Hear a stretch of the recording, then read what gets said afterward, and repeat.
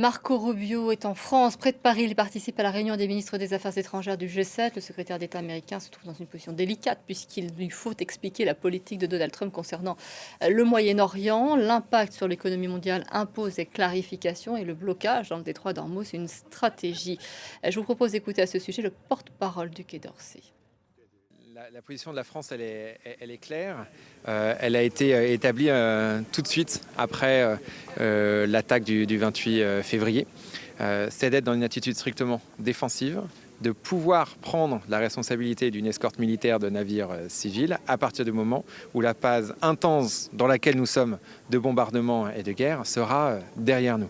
Il est hors de question de notre part de libérer le détroit d'Ormuz de vive force, puisque nous voulons avoir une baisse de conflictualité plutôt qu'une hausse de cette conflictualité. Et nous prolongeons notre réflexion avec Anne Corpé. Bonjour Anne. Bonjour Aude. Qu'attendons-nous de cette position américaine dont nous ne savons rien? En principe, Marco Rubio a rencontré Jean-Noël Barrot. Il y aura une conférence de presse et donc le suspense est total.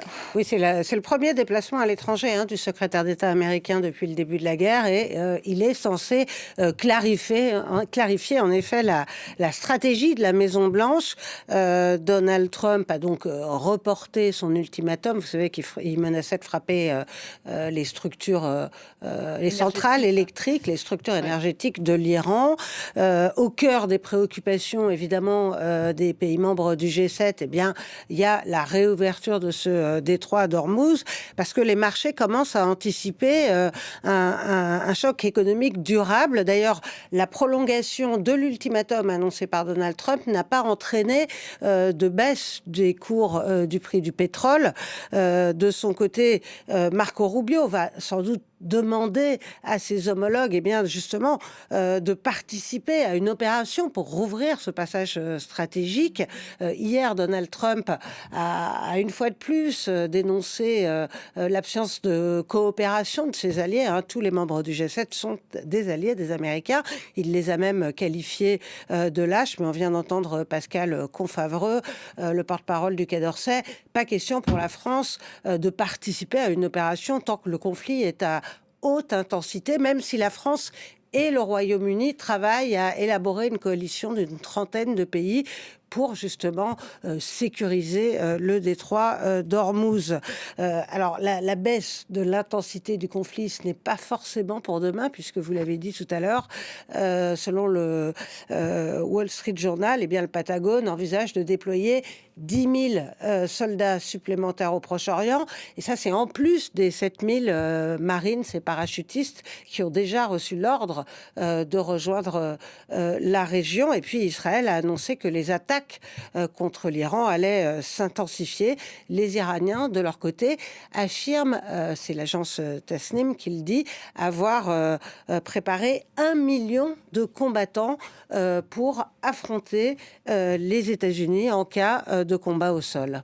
Les chefs de la diplomatie doivent aussi parler, lors de cette réunion, du conflit ukrainien. Bien évidemment, il ne s'agit pas d'occulter ce conflit qui est très présent. Non, il y a d'ailleurs maints autres sujets qui sont à l'ordre du jour, mais le conflit ukrainien occupe évidemment une place importante. Il devait y avoir une session de travail consacrée à l'Ukraine en fin de matinée.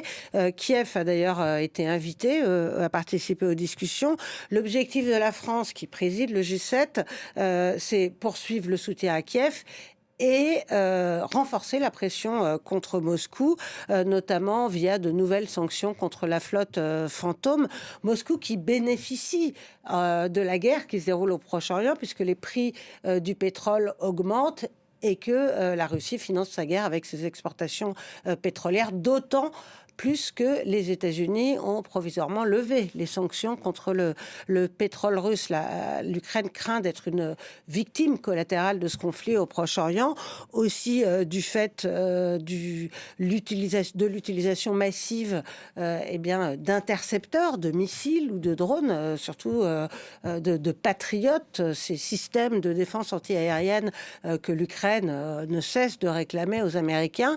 Or, les États-Unis ont utilisé déjà, dès le début de la guerre, plus de missiles Patriot que ce qu'ils ont donné à l'Ukraine en 4 ans de guerre. Et puis, l'inquiétude des Ukrainiens est renforcée par les déclarations du secrétaire à la guerre américain, Pete Hegseth, qui a déclaré que les armes destinées à être expédiées en Ukraine seraient mieux utilisées pour servir l'intérêt des États-Unis. Volodymyr Zelensky, dans l'espoir de continuer à bénéficier de cette aide américaine, a offert l'expertise des Ukrainiens aux pays du Golfe pour lutter contre les drones Shahed, parce que l'Ukraine a une expertise unique en la matière. Et puis, il espère aussi qu'en cas de lâchage américain, les Européens maintiendront leur soutien, même si le prêt de 90 milliards d'euros voté par les chefs d'État européens est toujours bloqué par le veto hongrois. Bon, de toute façon, Marco Rubio a voulu rassurer les Ukrainiens à son arrivée aujourd'hui en France, puisqu'il a déclaré que Donald Trump était toujours déterminé à obtenir un cessez-le-feu en Ukraine. Et puis il y a d'autres invités au G7, on en reparlera peut-être plus tard, l'Arabie Saoudite, le Brésil et la Corée du Sud. Je vous remercie beaucoup, Anne. Et l'Inde, effectivement. Et c'est de toute façon un sommet qu'on va suivre tout au long de une réunion qu'on va suivre tout au long de la journée. Il y aura une conférence de presse à retrouver en direct sur France 24 à 16h entre Jean-Noël Barrot et Marco Rubio.